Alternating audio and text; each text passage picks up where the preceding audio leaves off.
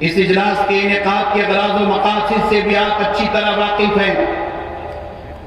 میں اس موقع پر دو تین اہم باتوں کی طرف آپ کی توجہ مبذول کرانا چاہتا ہوں۔ عالم اسلام اس وقت بڑے خطرناک حالات سے گزر رہا ہے۔ اہل فلسطین، اہل غزہ، اہل لبنان قبلہ اول کی آزادی لڑائی لڑ رہے ہیں۔ حضرات گرامی، آپ کو پتا ہے کہ کتنے بڑے پیمانے پر اہل غزہ، اہل فلسطین اپنے بچوں کی قربانیاں، اپنے نوجوانوں کی قربانیاں، اپنے بزرگوں کی، اپنے عورتوں کی قربانیاں اللہ کی راہ میں پیش کر رہے ہیں۔ اب تک ہزاروں کی تعداد میں فرزندان توحید شہید ہو گئے۔ قبلہ اول کی آزادی کی لڑائی لڑنے والوں میں اب تک ہزاروں خواتین، بچے شہید ہو گئے، مگر ہم ان کے جذبہ ایمانی کو سلام کرنا چاہتے ہیں کہ مسلسل اللہ کی راہ میں قربانیاں پیش کر رہے ہیں، جام شہادت نوش کر رہے ہیں۔ ان کی آبادیاں ویرانے میں تبدیل ہو گئی ہیں، مگر ان کا دینی جذبہ، اسلامی جذبہ اپنی جگہ باقی ہے، کم ہونے کے بجائے بڑھتا چلا جا رہا ہے۔ اور وہ عالم اسلام کو پیغام دے رہے ہیں، اللہ کی بارگاہ میں عرض کر رہے ہیں، اے اللہ یہ جان تیری دی ہوئی ہے، آج نہیں تو کل مرنا ہے، مگر ہم فخر محسوس کرتے ہیں کہ ہماری جانیں تیری راہ میں قربان ہو رہی ہیں، ہمیں شہادت کا درجہ مل رہا ہے۔ ہم اہل فلسطین کی شہادتوں کو سلام کرتے ہیں، مظلوموں کے صبر کو سلام کرتے ہیں، اور ہمیں امید ہی نہیں بلکہ یقین ہے آج نہیں تو کل اللہ تبارک و تعالی قبلہ اول کو آزادی عطا فرمائے گا انشاءاللہ۔ میرے ساتھ سب مل کر کے دونوں ہاتھوں کو بلند کر کے اللہ اس کے رسول کو گواہ بنا کر کے انشاءاللہ کہیے، انشاءاللہ۔ اللہ تبارک و تعالیٰ اہل فلسطین، اہل غزہ کی قربانیوں کی برکتیں ہمیں بھی عطا فرمائے گا، مگر میں آپ کو بتانا چاہوں گا کہ اس کے پیچھے یہود ہیں، اس کے پیچھے نصارہ ہیں۔ ایسے ہی ہمارے وطن میں اٹھنے والے ہر فتنے کے پیچھے یہود ہیں، ہر فتنے کے پیچھے نصارہ ہیں۔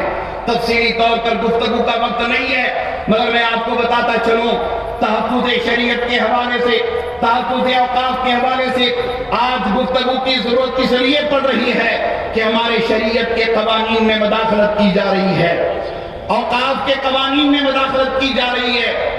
ہم حکومت وقت کو بتانا چاہتے ہیں کہ ہندوستان کا مسلمان سب کچھ برداشت کر سکتا ہے، مگر اللہ اور اس کے رسول کے بنائے ہوئے شریعت کے قانون میں مداخلت برداشت نہیں کر سکتا، قرآن کے بنائے ہوئے قانون میں مداخلت نہیں کر سکتا، اللہ کے رسول کی سنت کے بنائے ہوئے قانون میں مداخلت نہیں کر سکتا، برداشت نہیں کر سکتا۔ حضرات گرامی، کسی نے بڑی پیاری بات کہی ہے قول محمد، قول خدا، فرمان نہ بدلا جائے گا، بدلے گا زمانہ لاکھ مگر قرآن نہ بدلا جائے گا، بدلے گا زمانہ لاکھ مگر قرآن نہ بدلا جائے گا۔ اور ایسے ہی ہم حکومت وقت کو یہ بھی بتانا چاہتے ہیں کہ ہم ہندوستان جیسے جمہوری ملک میں ایک دستور کے ماننے والے، دستور کے دائرے میں زندگی بندگی کے خطوط متعین کرنے والے بابا صاحب امبیڈکر نے بڑی محنت کر کے تمام مذاہب کے رہنماؤں کی رہنمائی کے ساتھ ہمارے دیش کا سنویدھان بنایا، ہمارے دیش کا کانسٹیٹیوشن بنایا، ہمارے دیش کا دستور بنایا۔ ہم اس ہندوستان کے عظیم سپوت ڈاکٹر بابا صاحب امبیڈکر کی محنتوں کو سلام کرتے ہیں، ان کے بنائے ہوئے دستور کو سلام کرتے ہیں، اور ہم فخر کرتے ہیں کہ ہم ہندوستانی ہیں۔ بولیے، فخر کرتے ہیں نا؟ ہم فخر کرتے ہیں کہ ہم ہندوستانی ہیں، اور یہاں آیا ہوا لاکھوں کا یہ مجمع ببانگ دہل یہ کہتا ہے، سارے جہاں سے اچھا ہندوستان ہمارا، ہم بلبلے ہیں اس کی، یہ گلستاں ہمارا، مذہب نہیں سکھاتا آپس میں بیر رکھنا، ہندی ہے ہم وطن ہیں، ہندوستان ہمارا۔ حضرات گرامی بابا صاحب امبیڈکر کے بنائے ہوئے سنویدھان میں بداخلت زور سے بولیں انشاءاللہ، ہاتھ اٹھا کے بولیں انشاءاللہ۔ اللہ آپ کے انشاءاللہ کو قبول فرمائے۔ اللہ رب ذوالجلال نے آل انڈیا مسلم پرسنل لا بورڈ کو ایک متحدہ پلیٹ فارم بنایا ہے، اور تمام مسالک، تمام مذہب، اور یہ ماشاءاللہ سب کو ملا کر یہ اتحاد کی فضا کو قائم کیا ہے۔ اسی فضا کو ہمارے تمام کرناٹک کے علماء، حضرت امیر شریعت دامت برکاتہم کی کنوینرشپ میں یہ ایک آواز پر، کیا بیجاپور، کیا بلگام، ماشاءاللہ کیا میسور، کیا منڈیا، کیا مندور، کیا کھولار، سب طرف لبیک کہتے ہوئے سب کھڑے ہو کے یہ اعلان کیا ہے کہ ہم دین پر عمل کریں گے انشاءاللہ، دین پر مرتے دم تک قائم رہیں گے انشاءاللہ۔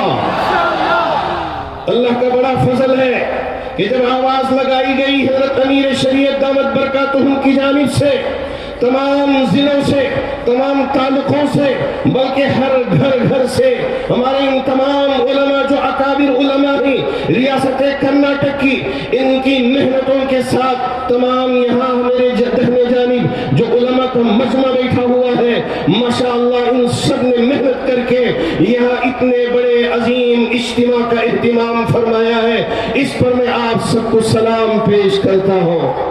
کیا بنگلور والے، واہ ماشاءاللہ، یہ بتا دیا کہ جب اکابرین کے طرف سے آواز آئے گی ہم یہاں حاضر ہوں گے۔ السلام علیکم ورحمۃ اللہ وبرکاتہ۔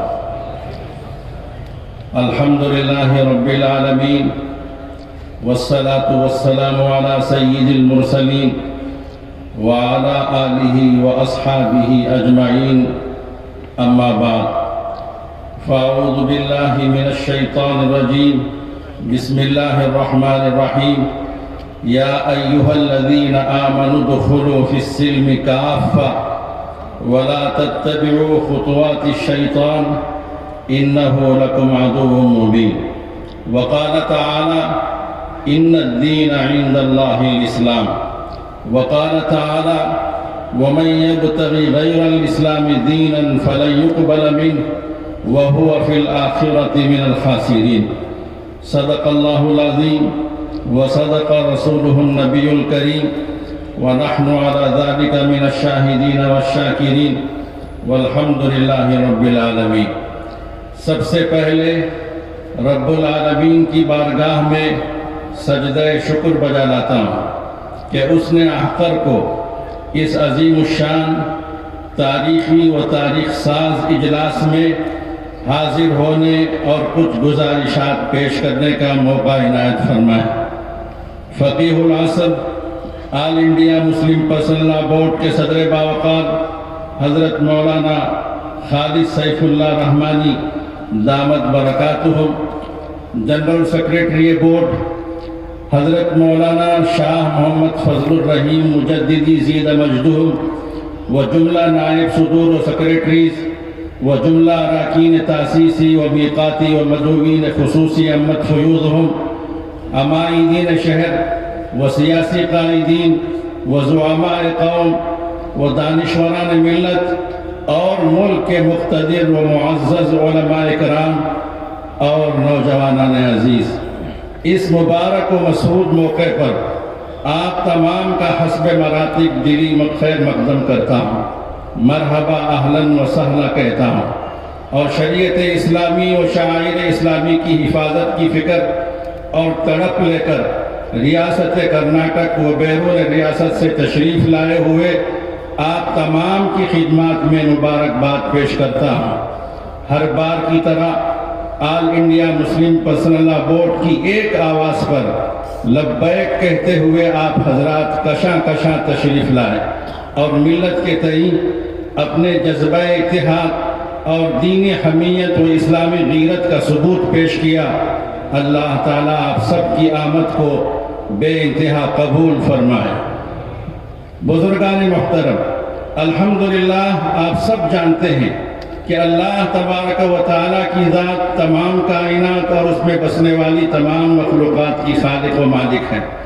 اسی نے انسان کی تخلیق کی، وہی اس کی فطری ضروریات و خواہشات سے اور اس کو نفع و نقصان پہنچانے والی چیزوں سے واقف ہے۔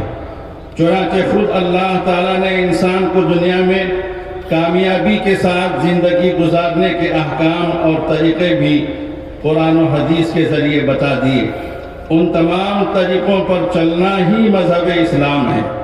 باری تعالیٰ کا فرمان ہے ان الدین عند اللہ الاسلام، یعنی اللہ کے نزدیک زندگی گزارنے کا جو معتبر طریقہ ہے وہ صرف مذہب اسلام ہے۔ اسلام کے مختلف شعبے ہیں، ان شعبوں میں ایک شعبہ انسانی سماج و معاشرے سے متعلق ہے۔ اللہ نے قرآن و حدیث میں اس سے متعلق صریح احکام نازل فرمائے ہیں، مثلا نکاح، طلاق، خلا، فسخ، زہار، رضاعت، حضانت، وصیت، ہبہ اور وراثت وغیرہ۔